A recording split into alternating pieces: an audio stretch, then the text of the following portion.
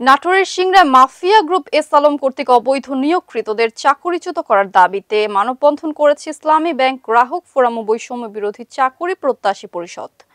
সোমবার সকাল 10টায় Singra bus stand এলাকা ইসলামী ব্যাংকের সামনে এই মানববন্ধন অনুষ্ঠিত হয়। এ সময় ব্যাংকের গ্রাহক সহ চাকরি প্রত্যাশীরা অংশ নেন। মোতালেব হোসেনের তথ্যচিত্রে বিস্তারিত।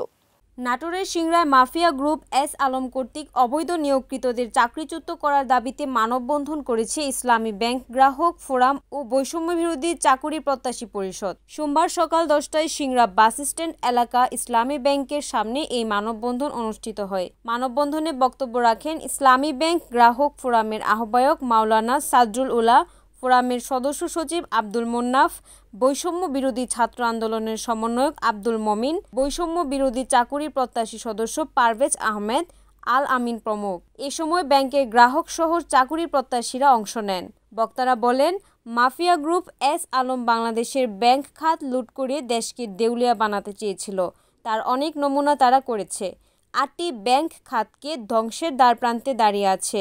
এস আলম গ্রুপের বিচার এবং অবৈধ নিয়োগ বাতিল করে অদক্ষ কর্মকর্তাদের ছাঁটাই করে ব্যাংকের শৃঙ্খলা আনার দাবি জানান গ্রাহকরা। রিপোর্ট করেছেন মোহাম্মদ মোতালেব হোসেন, এনএনটিভি, নাটোর।